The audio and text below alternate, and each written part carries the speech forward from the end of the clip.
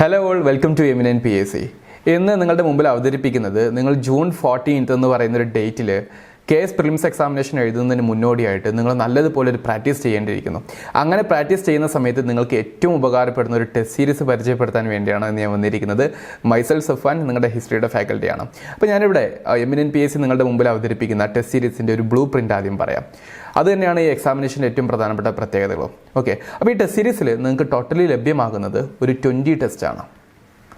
20 test, 20 ടെസ്റ്റുകൾ വരുന്നുണ്ട്. ഈ 20 ടെസ്റ്റുകൾ തന്നെ നമ്മളൊന്ന് ഡീകോഡ് ചെയ്യുകയാണെന്നുണ്ടെങ്കിൽ there will be 16 subject vice test.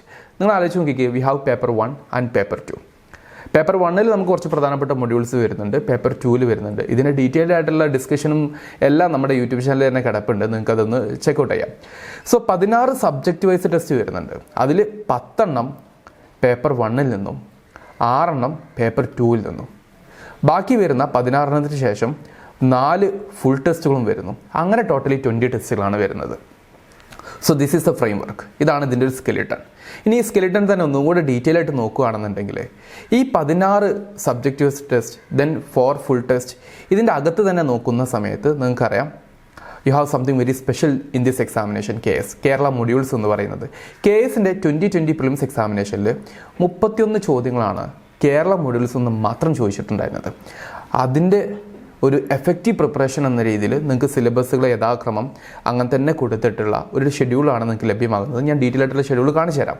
ഈ 31 അന്ന് ചോദിച്ചിട്ടുണ്ടായിരുന്നെങ്കിൽ this time you are getting 300+ mock test in this particular test series. ഈ ടെസ്റ്റ് സീരീസിൽ 300-ലേറെ വരുന്ന ടെസ്റ്റുകൾ നിങ്ങൾക്ക് അതിൻ്റെ ഭാഗമായിട്ട് ലഭ്യമാകുന്നുണ്ട്. ഇനി അതേ സമയത്ത് നിങ്ങൾക്ക് പ്രിലിംസിന് മാത്രമുള്ള 2 സബ്ജക്റ്റുകളാണ് English and Malayalam language proficiency എന്ന് പറയുന്നത്. അത് നിങ്ങൾ നോക്കുന്ന സമയത്ത് നിങ്ങൾക്ക് ഇംഗ്ലീഷിൽ നിന്ന് ഒരു 20 ക്വസ്റ്റ്യൻസ് KS 2020 ചോദിച്ചിട്ടുണ്ട്. ദെൻ മലയാളത്തിൽ നിന്ന് 30, അങ്ങനെ ടോട്ടലി 50. അന്ന് 50 ചോദിച്ചിട്ടുണ്ടായിരുന്നെങ്കിൽ here you are going to practice minimum 250 questions.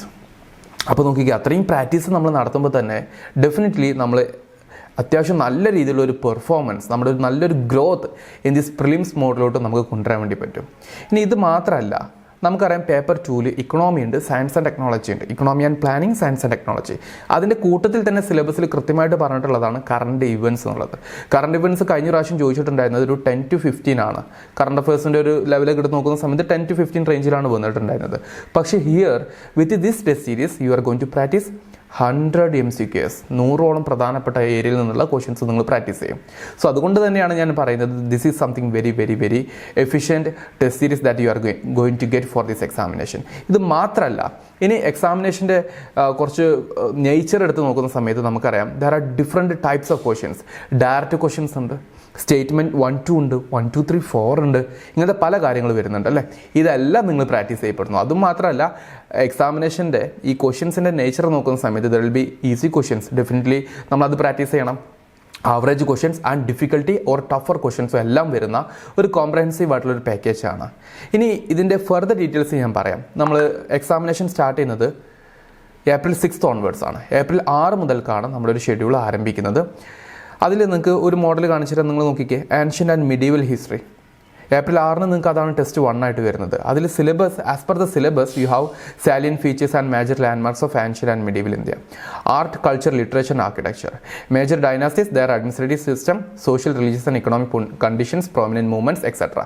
അപ്പോൾ ഇങ്ങനെ 3 ടോപ്പികൾ ഇതിൽ തന്നിട്ടുണ്ട്. അങ്ങനെ സിലബസ് മൊത്തത്തിൽ കവറപ്പ് ചെയ്യപ്പെടുന്ന രൂപത്തിലോട്ടാണ് ഈ 20 ടെസ്റ്റ് സീരീസ് പ്രോഗ്രാം ആസൂത്രണം ചെയ്തിട്ടുള്ളതും.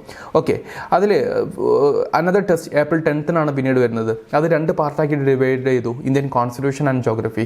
അതിൽ തന്നെ ഇന്ത്യൻ കോൺസ്റ്റിറ്റ്യൂഷൻ്റെ ഒരു പാർട്ടേ ഉള്ളൂ, ജോഗ്രഫിയുടെ മറ്റൊരു പാർട്ടാണ് വരുന്നത്. അങ്ങനെ പാർട്ട് വൈസ് ചെയ്യുമ്പോൾ നിങ്ങൾക്കും നിങ്ങളുടെ പഠനം ഏകദേശം ഒരു സിസ്റ്റമാറ്റിക് ആയിട്ട് തന്നെ കൊണ്ടുപോകാൻ വേണ്ടി പറ്റും. അതാണ് ഇതിൻ്റെ മറ്റൊരു ഉദ്ദേശം. Then April 15 you have modern Indian history, simple arithmetic, then Indian കോൺസ്റ്റിറ്റ്യൂഷൻ്റെ വരുന്നുണ്ട്. അങ്ങനെ ഓരോന്നും വരുന്നുണ്ട്. ഡീറ്റെയിൽ ആയിട്ട് സിലബസ് നിങ്ങൾ ഓഫീസ് നമ്പറുമായിട്ട് കോൺടാക്ട് ചെയ്യുന്ന സമയത്ത് അവർ നിങ്ങൾക്ക് അയച്ചു തരും. അതൊന്ന് സീക്കാൻ വേണ്ടി ശ്രമിക്കുക.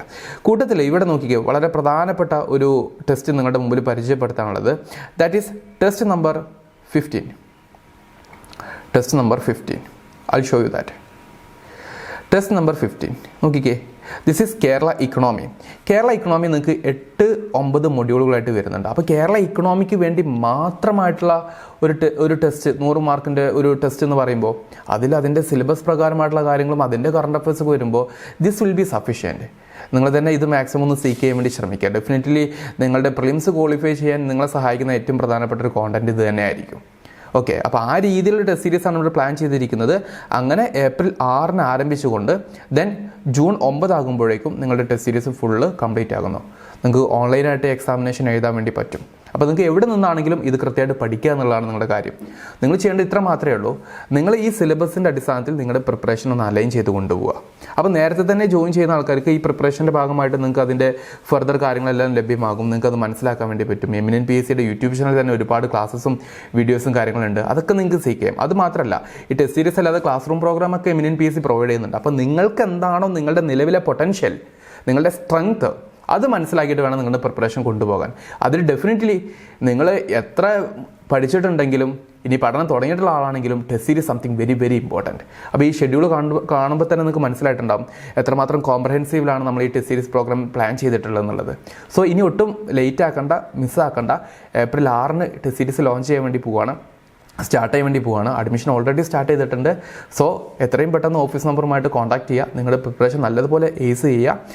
ഓക്കെ, അപ്പോൾ അടുത്തൊരു KS പ്രിലിംസ് നിങ്ങൾക്കും ക്വാളിഫൈ ചെയ്യാൻ വേണ്ടി സാധിക്കണം എന്നുള്ളൊരു കാര്യം മാത്രം പറഞ്ഞുകൊണ്ടും ആശംസിച്ചുകൊണ്ടും നിർത്തുകയാണ്. So all the best guys. Thank you.